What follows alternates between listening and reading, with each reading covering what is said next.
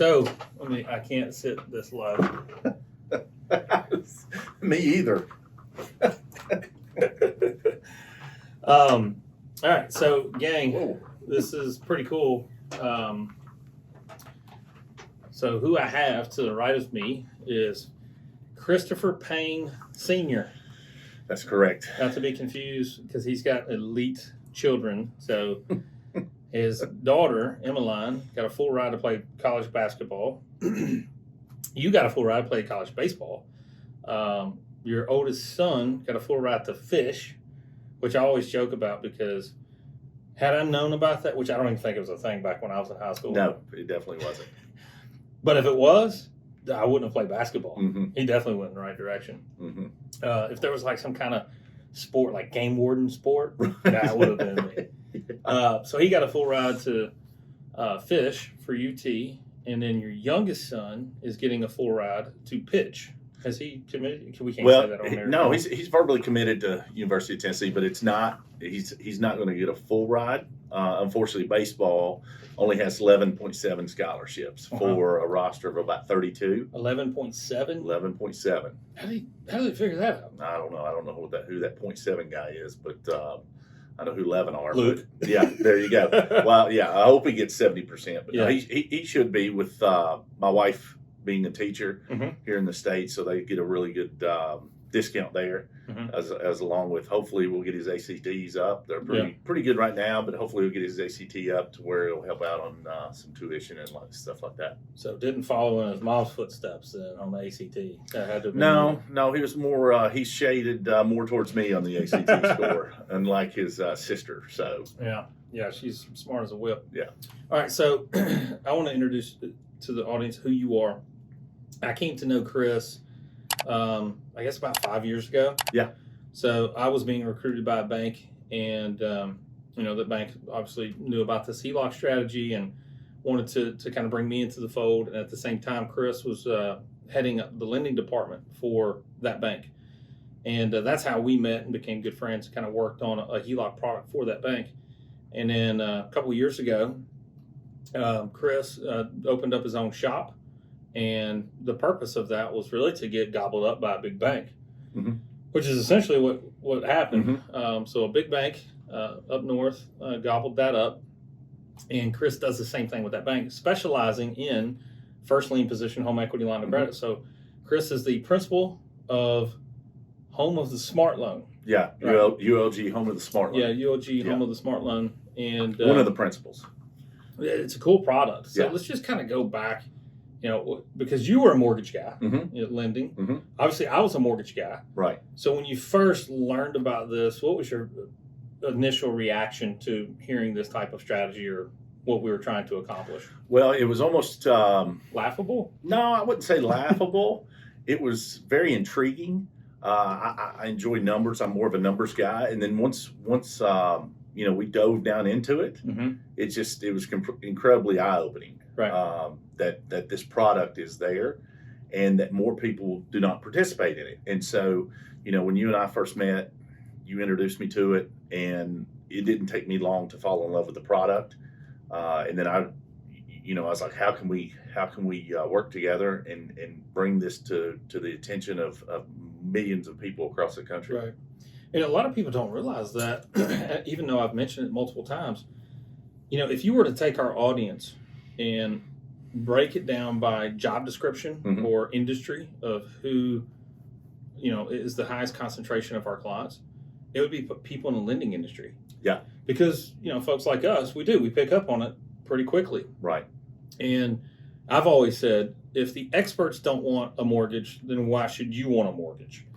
And then I've mentioned this several times on the podcast, but this is where this comes from. How would you describe this product? Well, Michael, my description is probably not politically correct. That's okay. But I would describe it as it's very comparable to yoga pants, to where everyone can wear them, but only a few should. And so I came It never gets old. No, it really doesn't. And there's always a vision there. and we've all had that vision. I should not wear yoga pants, therefore I do not. But I do enjoy participating in the first lien HELOCs. I remember when I first started doing jiu-jitsu, the second go around, and I wear rash guards underneath. So rash guards up top is the top, and also underneath the gi and whatnot, and also underneath your shorts and stuff because you're on the mats. But anyways, my wife was like, "Are you really going to the gym in yoga pants?" I'm like, "These are not yoga pants; they're rash guards." She's like, "What's the difference?" So like, it's a good question because I think it's out of the same material. Yeah, that's great. Yeah, that is great. So, I do wear yoga pants. Well, I wouldn't tell everyone that. Yeah, I just did. I do not. So, why is it that you say that though? Because I've said it multiple times. This isn't for everybody. In fact, it's not for most people. But why is it, from your perspective, do you think that this isn't for everyone? Well, it's. I'm not going to say it's for the educated, but it's for the cash flow positive person that's disciplined, that doesn't need to be babysat, and really wants to take control of their own finances, and is we use the term fear, is fearless, because a lot of times the traditional lending situation, they loan out of fear, and that's how traditional loans were created, was simply because we're gonna close it in to where it's very, I guess, predictable, if you will. And so, as I call it, a guaranteed loss. Correct. That's it. No, you're exactly right. Yeah. You're exactly. Now, listen, we all know it's fantastic for 80-90% of the public out there, but there is a percentage. It's a foundational product, the way I look at it, depending on where you're at in your journey of trying to create some type of financial success or financial freedom. A mortgage is a good foundation. Absolutely. But once you start graduating to different levels, it no longer makes sense from a mathematical standpoint. And people just didn't realize that there was an alternative. But yet here you sit, somebody who's worked with hedge funds and worked with banks. You guys love first lien position HELOCs. And it's also predictable on the bank side too. Absolutely. So if we could kind of talk a little bit about that, what are some things that are predictable? Like, for instance, give me some examples of some clients that you guys have had over the last couple of years and what they've accomplished. A lot of our clients, the big fear too, and again, I use that term fear, but banks, they like predictability. To where they know exactly where they're going to be whenever they loan money out to a borrower. They know exactly where they're going to be 7 to 8 to 9 years from now. They know exactly how that loan's most likely going to perform. To whereas the majority of banks don't want heavy first lien HELOCs because it is a little bit unpredictable. And as far as the interest rate? Well, no, not necessarily the interest rate, but the balance, the outstanding balance, because how do they make money? Banks make money on outstanding balance. And margin, yeah. Correct, and margin. And so if we have a borrower, which we have, that has enormous amounts of cash flow, well, that loan's only on their balance sheet for 3, maybe 4 years. Not incredibly profitable for the institution, right? If they pay it off, right? Correct. They would most likely rather have that 8, 9, 10-year, 15-year stint to a closed-end mortgage, to where they're going to capture a majority of their interest up front. Yeah, and I would also piggyback on that it's not only not beneficial to the bank because there's no earned income off of the interest of that if they pay it off really quick, but there's also lost opportunity from the consumer standpoint. 100%. Depending on where they're at in their life cycle. So if they pay it off, let's say 42 years old, pay the house off and then never leverage it again. I've basically taken those funds and buried it in the backyard with no rate of return when I could leverage those funds when opportunities arise to invest in companies, invest in crypto or whatever. Put that money into play and put it into motion, because that's what you and I both know about banks. They get money in. As soon as they get in, they got to go put it in play. It's called arbitrage. And no different than people walk in the bank door and to the right, here's a checking account. We'll pay you 0.17% on your checking account, and they walk over to the left and introduce you and I'll charge you 3% on a HELOC. But as a consumer, most folks don't. Their eyes aren't open to that. No, it's definitely the herd banks mentality. have to lend it out. And the reason why I bring that up is banks, if there's a nuclear war not just here, globally, Mm-hmm. well, there's one business that will still operate. Mm-hmm. That's banking. Mm-hmm. That's true. It's one of the oldest and easiest ways to make money, arbitrage. So we have to start thinking like bankers, Mm-hmm. like ourselves. Mm-hmm. That's what we are. So Mm-hmm.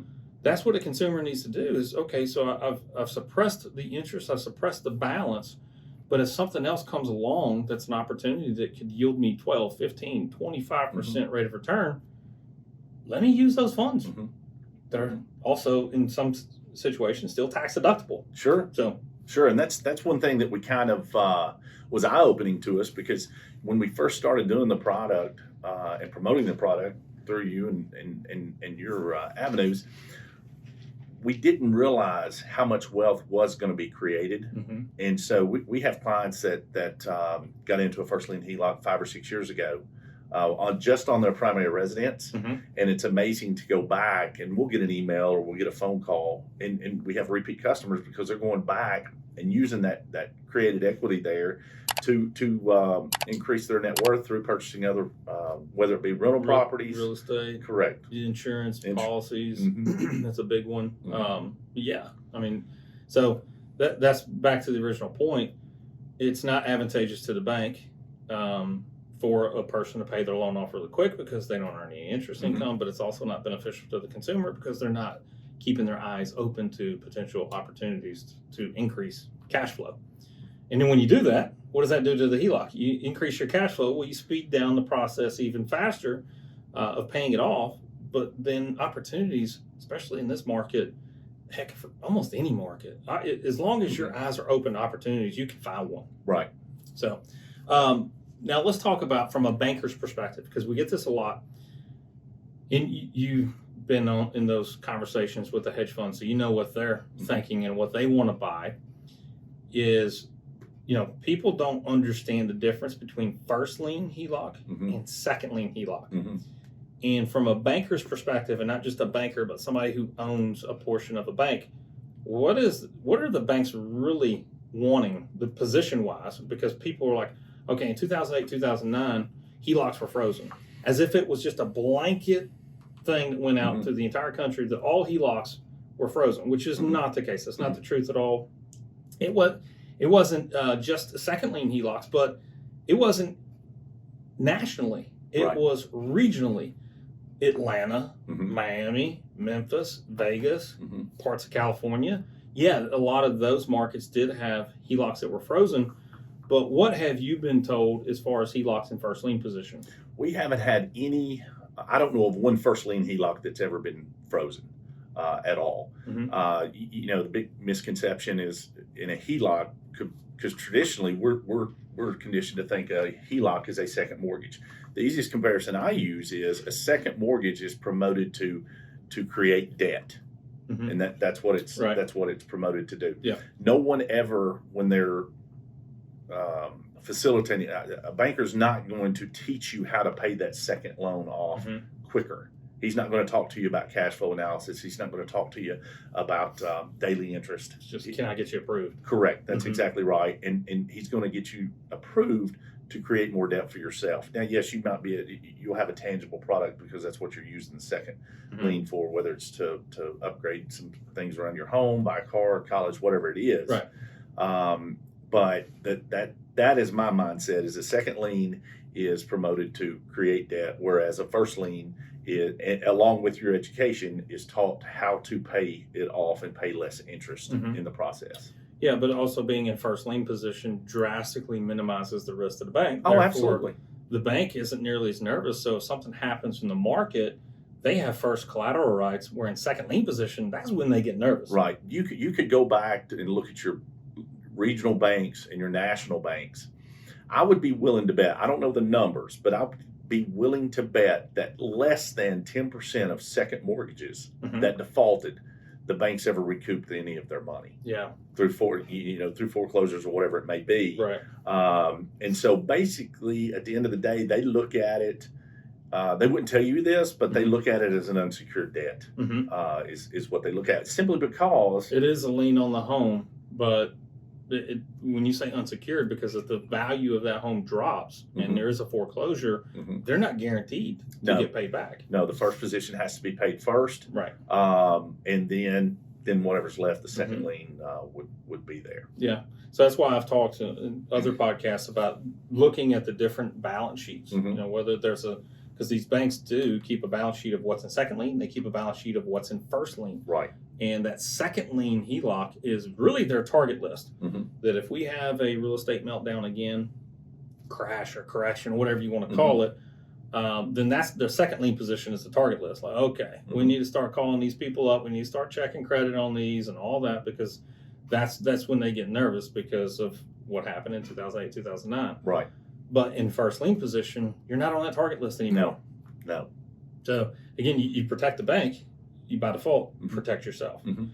So the loan product is called Home of the Smart Loan. Yes. And it was tailor fit for folks that understand and want to perform this strategy. So what are some of the features, and we don't want to have to get too in depth as far as the features, because I know it's a proprietary product and most banks do actually, maybe one other bank has this, but their guidelines suck that I know of. Right. And my team researches banks and credit unions all across the nation, which is one of the reasons why he and I partnered up, because there wasn't a product like this with as good guidelines. There was one other product that kind of, I wouldn't say coaches people, but it has some of the tangible features that your product has, but it's inferior in terms of guidelines and credit criteria and things of that nature. So why is this product far superior than Joe Blow or Karen? Yeah. We were trying to think on a previous podcast, like, what do you call a male Karen? And I think somebody said Keith or Kevin or something like that. But, you know, what somebody who's like, all right, yeah, I get it. You know, I get a HELOC and use it like my checking account. I'm just going to run down to the bank and get a HELOC. Right. Doesn't quite work that way. No, it's not. It's not that easy, and there is a lot of value into what we call the bells and whistles that we've input into our first lien HELOC. You know, it didn't happen by accident. We you know, you counseled us. We've spent many hours talking about what's important, what's not important. The servicing aspect of it is huge, massive. That's where others that tried to do this failed miserably. Correct. And in fact, that other product I was alluding to earlier, they're really just a broker to a bank that actually does it, which is why their guidelines suck and why their fees and costs are incredibly high, because you got more hands in a cookie jar. Right. So with your product, we're going right to the source. Correct. The bank that lends the money and the bank that services the account. Correct. We're going to service your loan throughout the process, throughout the history of your loan. And so all these loans are put on our balance sheet. We're not shopping it out to another bank, to whereas bankers banks, and that's how that goes, how that happens. But you know, it's really hand holding from the application process through the closing, because people don't realize once you close, then it's very important that you're turned over to the bank side and you have a contact person there that you can communicate with. And how's it mechanized? Exactly. And that's where this product is so different than other HELOCs in the marketplace, is what we're getting a HELOC and using it like your checking account, because your checking account is a source where your income is directly deposited. You pay bills out of it and things of that nature, but a checking account is a liability because there's no benefit to you as the consumer. In fact, you're losing money by having money in a checking account. It was funny because 2 days ago I had Jeremy in here.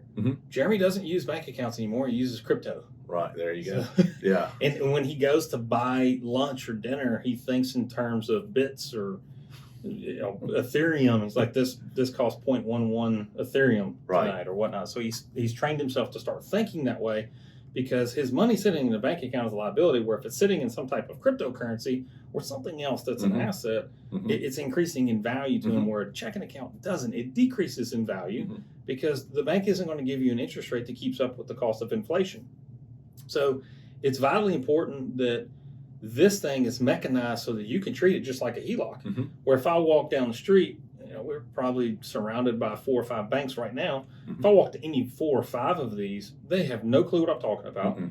And two, when I do get it, if I get it in the right position, because the disclosures will come over almost 9 times out of 10 in the wrong position, in second lien position, or as a home equity loan, which is disastrous. Correct. That's just debt on top of debt.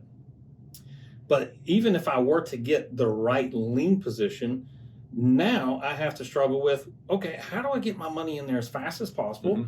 And how do I mechanize it so it takes care of my financial life? And all I need to do is focus on going and make more money. Right. And that's what your product does. Yeah, from even before you close, you're going to have a call. You're going to have your contact person give you a call, and that's who you will communicate with through the closing process and then after the closing process. They're going to walk you right through your new account. Everything's going to be set up. They're going to get your direct deposit and just pretty much handhold you all the way through the process. That's a major distinction too, because we have educated thousands of people, right? And those educated people will then go to a bank and still get frustrated because the banker doesn't know as much as they do about their own product. That's exactly right. And which has got to be embarrassing to a banker. It is. I mean, it truly is, because it's just knowledge is power, and they do not have knowledge of this product. But we saw how much value there is in the service of this. Not only the back end servicing, as far as calculating the interest and the principal and things like that, but just the personal service. And we're not going to leave you next week or the next week or the next week after you close. Right. If you have an issue, you have that contact person there that you call. They're incredibly familiar with it. Right. They know exactly the answers to most of the questions that you're going to ask. I mean, there's always one. But that we just put a huge value in that. We're excited about it. It's gone very, very well over the last, I guess, 16 months, 15 months. Yeah.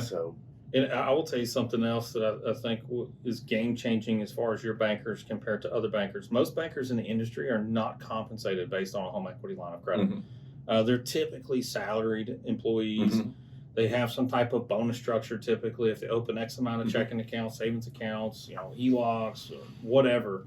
But what we have noticed over the last 6 or 7 years of having this business is those bankers who are salary based, the conversations are very awkward and unhelpful for the client because they're salary based, right?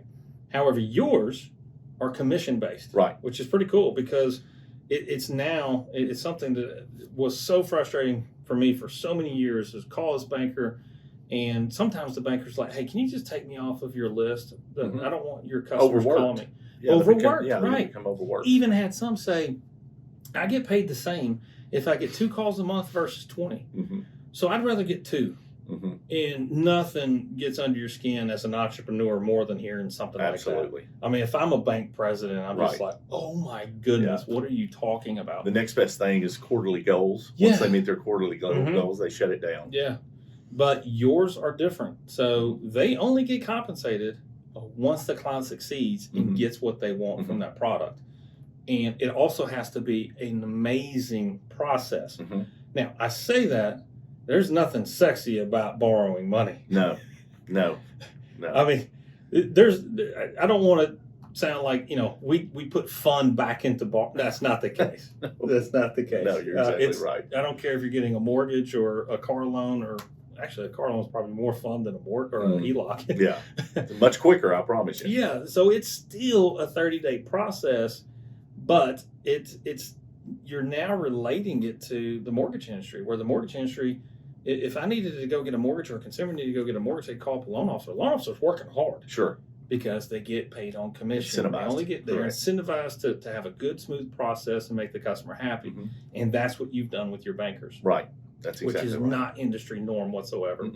So not only are they very knowledgeable and educated bankers, but they are compensated to get them to the finish line where the other bankers are not. So I think that's, in my opinion, I think that's key. Absolutely. I agree with you 100%. And that's why we put it in play. That's why we created that structure to where our guys are they hustle. We do have a 30 to 45 day window of expectations, simply because a lot of times the appraisers, like I had a call today to where the appraisers are running 2 to 2.5 weeks behind in a certain market to where, if we set those expectations at 45 days, we're going to meet those 99.9% of the time. 30 Heck, in this market, if you appraised it on day one versus day 45, oh yeah, you may be leaving $100,000 on the no, table. you're exactly right. That's That has crazy. happened as well, for sure. Because in between the times of application to close, there's been another sale that happened so fast that whether it was a cash deal or what, that created another comp that offset the value of the property. But until the appraisal is done, y'all can go ahead and get everything else done ahead of time. Yeah, for sure. Just closing contingent on the appraisal. And it's very clean. It's very clean. We don't charge absorbent fees by anything. Right. I think we charge one fee of $750 is what we charge. Yeah. Everything else is third party costs. Your appraisal, your title, your city and county charges and stuff like that. For being a lender for 17 years, you always get mud slung in your face for third party fees that you have no control over. Zero. Right. Zero. Like, as a bank, do you guys get paid anything off of the title? No. Do you get paid anything off of the appraisal? No. Inspection? Zero. Nothing. No. Right. But yet when people see the fee, they think you're the one that's charging our cost. it. Yeah. And especially realtors. Man, your costs are so high. Yeah. $750. How much cheaper can we get? Exactly. We need to pay you to do this? Right. But yeah, I get the frustration. Where was I going? I had a thought. See? Did it leave you? Always. That's okay. That's AD, all right. It's the age. It's the age. ADHD. All right, so it's mechanized to work the way it should. You also got the bankers involved. They're educated. You got the process that is as smooth as possibly can be. You got the bankers that are incentivized to make it that way. Let's talk because this is something that's also very, very different than what we see industry norm. If you're a first-time home buyer, you guys allow that. And the reason why I say first-time home buyer is people think that, can you purchase a home using a home equity line of credit? And when people say yes, they're just borrowing from one house to buy another house. Your product actually, you can close at the closing table without leveraging another property. It is a purchase first lien position. 100%. We sure can. Yes. We're not going to discriminate between a purchase or a refinance. Right. Yeah. Right. Yeah. And that is not normal. There's very few banks. There are some, but there are very few banks out there that do a purchase transaction HELOC, not leveraging another property. That's so correct. if you're wanting to buy a primary residence or an investment property, that's something else that is very abnormal in the industry. Is you guys do investment properties too? We do. Yeah, which an investment property, most of the folks watching and listening know what that is. That's a rental property. But vacation homes? Absolutely. And a purchase, and two, we have it structured, Michael, to where a purchase is going to take precedence over a refinance because we understand we're under contract and we have a certain amount of days, whether it be 30 days, 20 days, or 45 or 60 days. Yeah. So a purchase is going to, it will take precedence over a refinance because we are under contract and we want to fulfill that timeline for sure. Right. Gotcha. Well, where do you see the future of this? And you guys are now the big player in the industry as far as offering this product. Also, you guys are one of the few that do it off of the 6-month T-bill. Yeah. Everybody else is doing it off of prime. Yeah. We look really smart right now after choosing that. Yeah, the 6-month T-bill is really low. Yeah, it's not moved very much at all. Very stable. Obviously, prior to the LIBOR going away, we were on LIBOR, and then we all sat down in a room and said, what do we want to use here? And so we came up with the 6-month treasury. And the reason why we did that, we looked at the last 30-year history on it, and it's not been incredibly volatile by no means. And because that goes back to the fear term that we used earlier, to where people, a banker's going to instill fear in your mind to go with a closed-end product as opposed to an open-end. Because what if rates go up? What if we can go back and look at the last 20 to 30 years, and it's just, what have rates done? Yeah, nothing really at all. Let's just talk about the last 2 years. Yeah, what have they done the last 2 years? Nothing. They've gone down. They tanked. Yeah, they went down. Which, if you're a consumer, why would you want a closed-end product? And when rates go down, you get no benefit whatsoever. Correct. Now, the argument could be like, okay, but when rates go up, it's now inferior. It's not, because again, it's simple interest versus on a mortgage, it's an amortized loan. So if you're performing the strategy and utilizing your product the way it should be, you're attacking time and balance, which offsets the interest rate Absolutely. to a certain degree. Now, some Sure. people who are not cash flow positive, let's say they're only a couple $100 cash flow positive. Mm-hmm. Interest rate's going to affect them more than Mm-hmm. it would be with somebody who's $10,000 cash flow positive each month. Mm-hmm. Some people I call interest rate immune because they put way more money in and suppress the balance than what they take out, that the balance is going down so fast. Who cares what the interest rate is? Mm-hmm. And what's great right now is we'll take clients that they kind of 2, 3, 4 years ago, hey, this isn't the product for me. Yeah. Come back to us. They have an epiphany or whatever, but they come back to us and we show them through the calculations, Mm-hmm. if they had chosen to do the first lien HELOC and changed nothing other than how they're structured and how they pay their debts, this is where they would be 4 years later. And it absolutely blows their mind. Yeah. It really does. Something else that's been at the top of my mind this whole time, the 30 minutes that we've been talking, Mm-hmm. is my style versus your style. Okay. All right. Yeah, I don't know if you've watched my podcast or videos, but I have. this is what I wear. Yeah, I got some tactical pants on. Right. I got some black shoes on. I saw that. That's why I wore the visor today, because I noticed obviously y'all didn't do it today, but you always wear a hat. Yeah. And so when in Rome, I wanted to do as the Romans did, and then Yeah. I came in and I didn't have to fix my hair, but Yeah. then you came in with slick hair, and it looks really good. And this blinding shirt. Oh yeah, well my personality is really big a lot of times, and I like bright colors, and so that's what I like to go with. Yeah.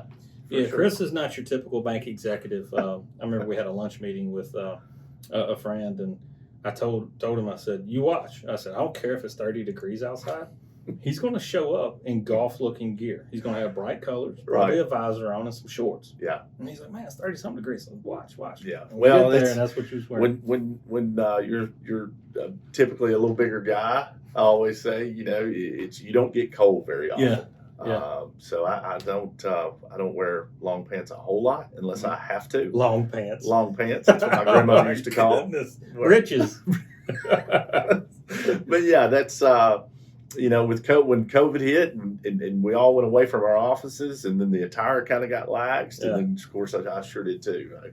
But I'm gonna have to. You just look pants in the face and tell them you're going to headbutt them I'm to out. death. Absolutely, I'm gonna cut you off. I'm gonna cut you off. I'm going to headbutt you to death. Yeah. That's for a different day. Yeah, for sure.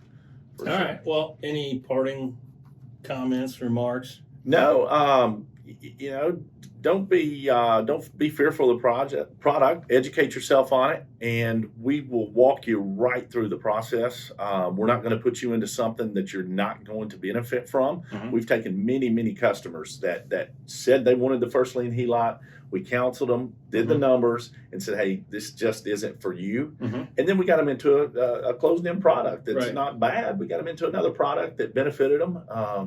And You bring up a good point, because I've said this before. I really wanted mortgages to prove out better and more efficient for the types of clientele that you're seeking, because mortgages pay well. Sure. And again, coming from a guy who's bank executive for a long Sure. time, you would rather do mortgages from a profitability standpoint. Absolutely. Because now, where does that profit come from?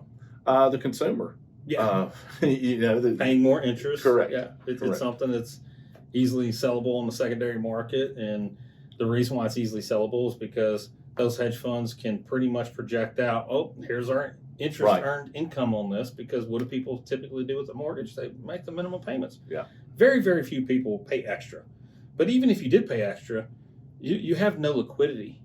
Because anytime, I remember we were in Florida one time talking about this. We had this one Debbie Downer, or I was thinking that exact same thing in my mind. not Karen, Kevin. Kevin. Kevin. So if I had a 10-year mortgage and paid extra, blah blah blah. I was like, okay, that's awesome. You could come close to these numbers, right? If you paid everything.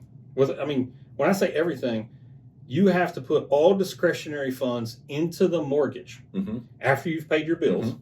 You could come close. It's not the same, but you could come close to what the HELOC does. But what happens if the transmission goes out? Yeah. What happens if the HVAC goes out? What happens if your wife gets pregnant? You got some medical bills. A litany of things. You're not liquid. And what if you got to do to get access to your liquidity? Refinance. Right. Which costs thousands of dollars, which is another place why mortgages are profitable. The closing costs. Where, I would imagine on you guys' mortgage products, the closing costs are higher than it is on the HELOC product. Mhm. So why are you snickering at me? Because it blows my mind when, for the right person, how they would ever doubt themselves or doubt the product or just the numbers. Because I found it amusing that you thought the same thing I did, because this guy really thought he was going to get me. And he threw a 10-year out. He goes, well, let's look at a 10-year fixed. And then we let him create the numbers. We let him create that borrower. He created the income. He created the debt. He created that. And then we plugged it into the calculator. And with what he created and what he thought was going to be better on a 10-year, the HELOC paid off 6 years earlier. And I forget how many dollars in interest it saved. It saved the consumer. And again, you have that comfort to know that you've got access to that equity should you ever need it. Why would you not? Right. And I'll also say this: you guys have one of the few products that can cannibalize itself. So let's say there are some downtimes. We'll go through coronavirus or whatnot. Your consumers can actually utilize their HELOC to pay itself and actually become an income source for them. Right. So a mortgage, I mean, you've got a reverse mortgage out there that could do that. If you're 62 and over and you've got 40% equity, you could get a reverse mortgage that would do that. Those are extremely expensive and extremely profitable for lenders. Yes. But this one, you essentially create your own reverse mortgage utilizing your home equity line of credit. So again, if you want to be scared and you want to live in fear, get a mortgage. Right. Because you have a guaranteed loss and no access to your liquidity in times of need. You won't have it. All right. Well, awesome. Well, I appreciate you coming in today. We'll do more of these. And for those watching and listening, be sure to like below. If you got some comments, I'll be sure to tag Chris in this video, and he can chime in and answer some questions if you got some comments below. But you'll have to check him out.